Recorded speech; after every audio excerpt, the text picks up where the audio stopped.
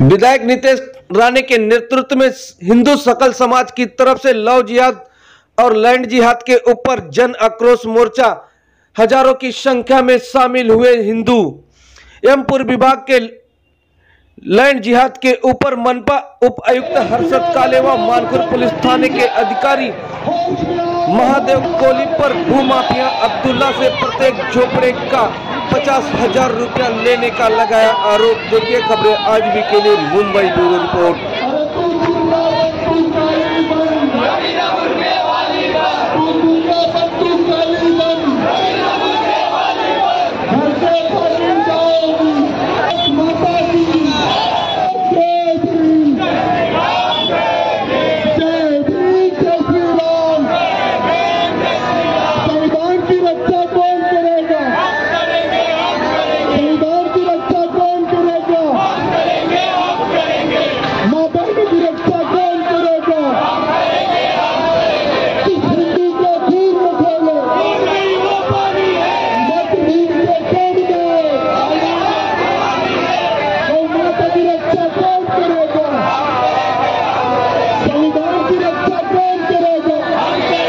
आहे ना तिथे एक अब्दुल नावाचा भडवा राहतो भडवा नाही त्याला तुमच्या आणि माझ्यापेक्षा जास्त ताकद आहे तुमच्या आणि माझ्यामध्ये काहीच नाहीये ताकद तो पाहिजे तेवढं तुम्हाला घर देऊ शकतो पाहिजे तिथे घर बांधू शकतो कारण माहितीये कारण इकडचा एक पिढी आहे महादेव कोळी तुझं नाव आलं रे बाबा माझ्याकडे आता तू नाही तिथे जास्त बायकोला सांगून टाक की बॅग भरून ठेव नितेश राणे नाव घेतलंय माझं काय लाड करतोय तू हा काय लाड करतोस तू सगळी तुझी कुंडली माझ्याकडे आहे किती प्रॉपर्ट्या बनवलाय या हर्षद काळेनी किती प्रॉपर्ट्या बनवल्या या महादेव कोळीचं काय कारनाम आहे आता काल संध्याकाळची घटना बघा या अब्दुलचा एक विषय आणि दुसरा एक विषय सांगतो पुढे आता या अब्दुलला तुम्ही अगर काही पैसे हातात दिले तुम्हाला पाहिजे तेवढ्या झोपड्या इथे लावून देऊ शकतो हात तुम्हाला त्या झोपड्यांमध्ये वीजचं कनेक्शन पाण्याचं कनेक्शन काही मिळून देऊ शकतो तुम्हाला कारण का कोळींना 50,000 रुपये देतो प्रत्येक झोपडीला 50,000 एक नंबर काय होतं टाटा आणि अंबानी हा महादेव कोळीच आहे आम्ही उगाच 24 तास मेहनत करतो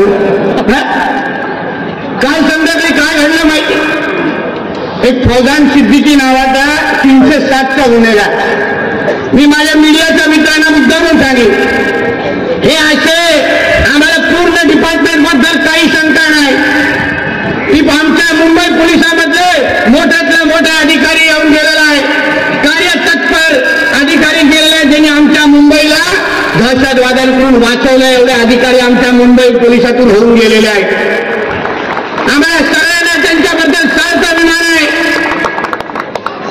पण ह्या काही मोजक्या सारख्या आमदारांमुळे आज तुमचं पूर्ण डिपार्टमेंट बदनाम होत आहे मी पोलीस बांधवांना सांगेन हा जो पण महादेव कोळी आहे काल संध्याकाळी एक 307चा गुन्हेगार फरहान सिद्दीकी हा त्याच्या पोलीस स्टेशन मध्ये येतो आता आपल्या तुमच्यावर कोणावर अगर 307 चुकून झालं ना पोलीस 1 मिनिटं पण तुम्हाला बाहेर ठेवणार नाही बरोबर आहे उचलतील आणि आतमध्ये घेऊन टाकतील आता आपलं नशीब त्या फरहान सिद्दीकी सारखं नाही रे बाबा तो काय करतो काल संध्याकाळी पोलीस स्टेशन मध्ये येतो त्या कोळीबरोबर बसतो बोलणी करतो त्याच्या समोर निघून जातो फॉर्च्युनर स्टार्ट करतो निघून जातो आणि आपले सगळे जे काय पोलीस अधिकारी आहेत सीसीटीव्ही मध्ये योग्य फुटेज आलं पाहिजे म्हणून हे पळायला म्हणून दाखवतो काय आलं रे चक्कर पाणी द्या पाणी पोलिसांच्या समोर तो 307चा गुन्हेगार फॉर्च्युनर मध्ये बसतो निघून जातो आणि हे लोक रेकॉर्ड काय बनवतात तो महादेव कोळी आणि त्याचे सहकारी त्या तो पोलीस स्टेशन म्हणून फरार दाखवतात त्याला सगळं ते सगळे सीसीटीव्ही मध्ये आले या अशा सडक्या आमदारांमुळे आज आमच्या आदरणीय देवेंद्र फडणवीस साहेबांसारखा एका प्रामाणिक आणि हिंदुत्ववादी गृहमंत्र्याचं नाव खराब होत आहे, लक्षात घ्या. हे असे कार्टे निघतात, डिपार्टमेंटचं नाव खराब करतात. या सिद्दीकी सारख्या 207च्या गुन्हेगारांना मांडीवर बसवतात, त्यांची लाड करतात. आणि म्हणूनच आमच्या मुंबई महाराष्ट्रामध्ये गुन्हेगारीकरणावर जे प्रश्नचिन्ह निर्माण होतं ना, हे ह्यांच्या सगळ्यांच्यामुळे होत आहे. म्हणून मी कोळींना सांगतो, तुझ्या वरिष्ठांकडे ही सगळी माहिती मी देणार, आमच्या आदरणीय देवेंद्र फडणवीस साहेबांकडे पण देणार. तुला अगर योग्य वेळा काय कळतं समजतं तर तू स्वतःहूनच सक्तीच्या सुट्टीवर निघून जा, नाही तर तुला काय मी इथे ठेवत नाही, लक्षात ठेव.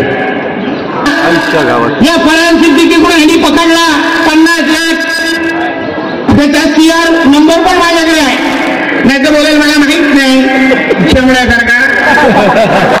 त्याचा CR नंबर आहे माझ्याकडे 0345-2023. विचारा त्या कोळीला या सिरियल नंबरच्या केसमध्ये 50 लाखाचा फोरेक्सचा साठा पकडला आणि ह्या महादेव कोळीने त्या 50 लाखाचा साठा 12 लाखामध्ये विकला आणि गप्प बसला. हे ह्याच्यासारखे आंबे त्याच्यामुळे आमचं डिपार्टमेंट बदनाम होत आहे. या लोकांना काय आम्ही सोडणार का? ठेवणार तुम्हा लोकांना? कोणी आमच्या राज्यामध्ये कुठल्याही हिंदूला कुठल्याही वाकड्या नजरेने अगर तुम्ही पाहिलं तर तुमचे काय डोळे आम्ही जागावर ठेवत नाही, हे तुम्ही लक्षात ठेवा. हे सर्व धर्म समभावाची भोग, ते सर्व धर्म समभावाचा ठेका हा का फक्त हिंदूंनी घेतलेला नाही. आम्हाला डायलॉग म्हटलं जातं, तुम्ही जरा सर्व धर्म समभाव ते जरा मानकुड आणि शिवाजीनगरच्या मोहल्ल्यांमध्ये पण जाऊन सांगा.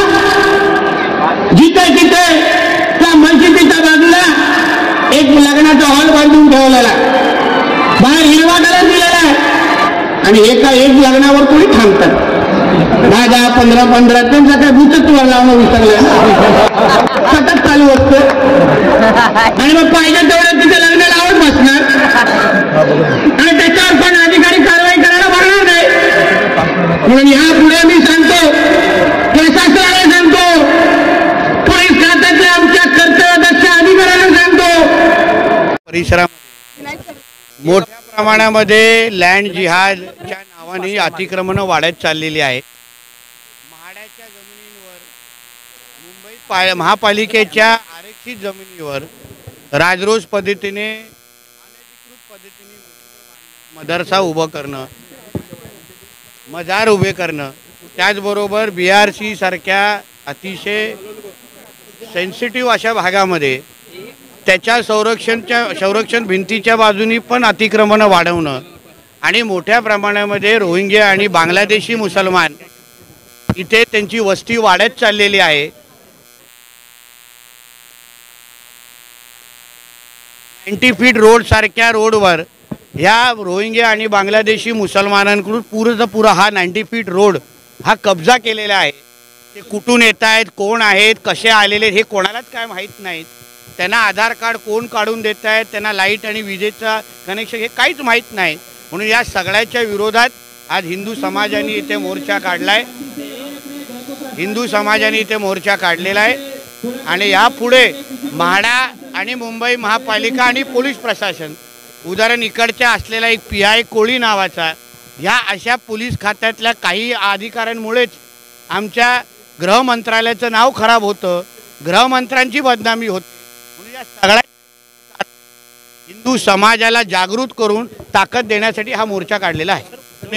ये पूरा हमारा मानकुड़ शिवाजीनगर एरिया ये मिनी बांग्लादेश बना के रखा है. सबके विरुद्ध आज हमारा हिंदू समाज रास्ते पर उतरा था.